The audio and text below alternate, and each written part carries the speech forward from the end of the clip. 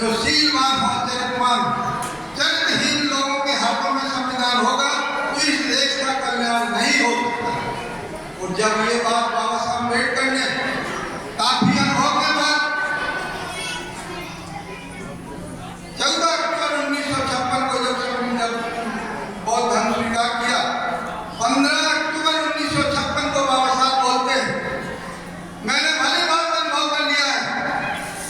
ये विशेषकर हम लोगों के लिए ये बात सोचने की है कि क्या हम दीनहीन लोग, क्या हम चरित्रहीन लोग बाबा साहब के संविधान को बचा सकते हैं? बाबा साहब अम्बेडकर ने खारिज कर दिया इसको। शीलहीन लोग संविधान को नहीं बचा सकते हैं। 15 अक्टूबर 1956 को जब उन्होंने नागपुर में मीटिंग की अपने संगठन की, उस समय उनके सामने बोला कि मैंने भली बात समझ लिया है, जो शीलहीन लोग, जो चरित्रहीन लोग रिजर्व सीटों से चयनित होकर के जा रहे हैं, वो केवल अपना और अपने इर्द के लोगों का भला कर रहे हैं।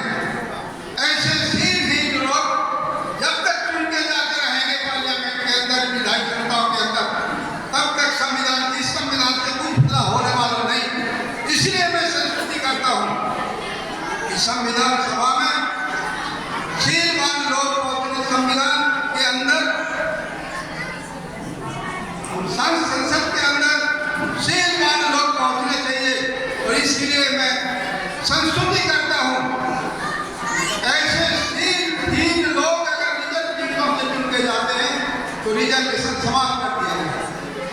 ये कितनी बड़ी वार्निंग है इसके लिए, हमारे लिए।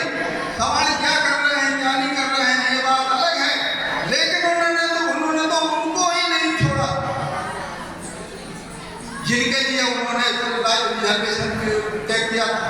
हम शील को नकार रहे हैं, बुद्ध ने शील की बात कही, उसको नकार रहे हैं। संविधान बचाओ, संविधान बचाओ। संविधान केवल चरित्रवान लोग बचा सकते हैं, शीलवान लोग बचा सकते हैं, जो मानवतावादी दृष्टि के लोग हैं वो बचा सकते हैं। ये हमें बाबा साहब अम्बेडकर के बुद्धि के घटनाओं पर बहुत गंभीरता से सोचना पड़ेगा, समझना पड़ेगा। जगह जगह गोष्ठियाँ करो, तैयारी करो। अगर हम शीलवान नहीं बने, अगर हम चरित्रवान नहीं बने, हम चिल्लाते रहेंगे संविधान बचाओ, संविधान बचाओ। बाबा साहब